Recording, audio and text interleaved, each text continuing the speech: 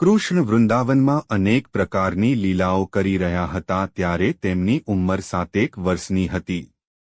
એકવાર વૃંદાવનવાસી કશીક તૈયારી કરી રહ્યા હતા.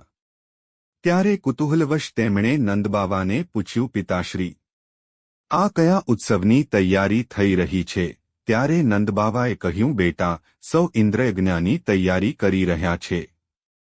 ભગવાન ઇન્દ્ર વરસાદ વરસાવનારા મેઘોના અધિપતિ છે. તે વરસાદરૂપે જલ આપે છે એટલે જ આપણે સુખી છીએ.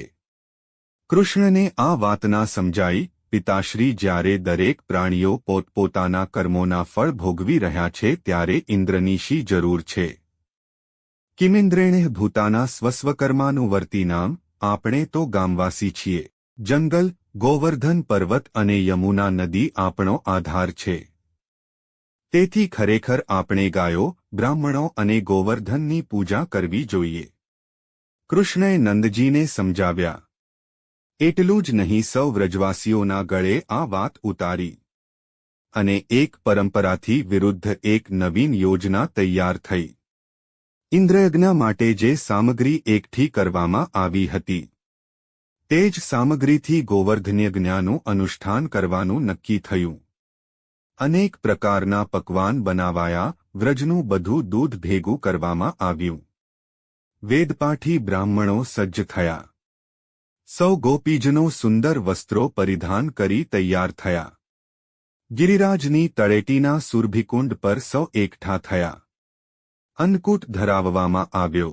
દીવડા પ્રગટ્યા. બળદગાડામાં બેસીને શ્રીકૃષ્ણનું ગાન કરતા કરતા ગિરિરાજની પરિક્રમા કરવામાં આવી.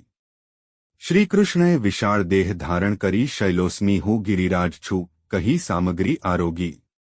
જ્યારે ઇન્દ્રને આ વાતની ખબર પડી ત્યારે તેઓ ક્રોધિત થયા.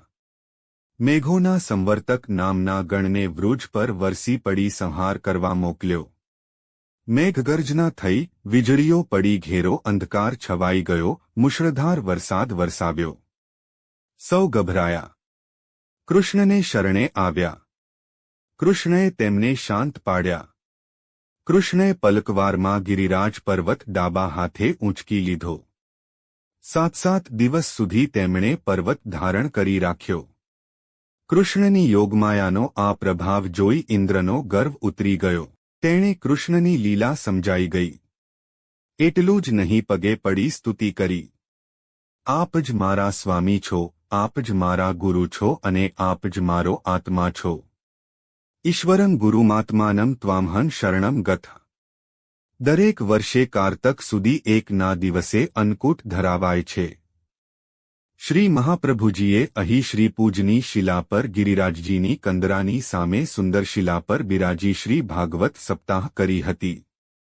સમાપ્તિ બાદ દીપોત્સવી ઉત્સવ અને અન્નકૂટ ઉત્સવ મનાવ્યો હતો. બેસતા વર્ષના પ્રથમ દિવસને પ્રતિપદા દિન પણ કહે છે. આ દિવસે પાતાળ લોકમાંથી મુક્ત થયેલા બલિરાજા ફરી પૃથ્વી લોકના રાજા બન્યા હતા. કૃષ્ણની ગોવર્ધન લીલા આપણને કહે છે કે ગાય, ગોવર્ધન પર્વત અને પ્રકૃતિ પ્રત્યક્ષ દેવો છે. જે તમારો આધાર છે તેની પૂજા કરો. કર્મૈવ ગુરુરીશ્વર. કર્મ જ ગુરુ છે. કર્મ જ ઈશ્વર છે. કૃષ્ણ નંદબાવાને તથા વ્રજવાસીઓને કર્મનો સિદ્ધાંત સમજાવતા કહે છે. ભાગવત દશમ અશ્લોક 13. કર્મણા જાયતે જંતુ કર્મણૈવ વિલીયતે. સુખમ દુઃખમ ભયમ ક્ષેમમ કર્મણેવાભિપદ્યતે. પ્રાણી પોતાના કર્મ પ્રમાણે ઉત્પન્ન થાય છે અને કર્મથી જ મરે છે. તેને તેના કર્મ અનુસાર જ સુખ, દુઃખ, ભય અને કલ્યાણ પ્રાપ્ત થાય છે.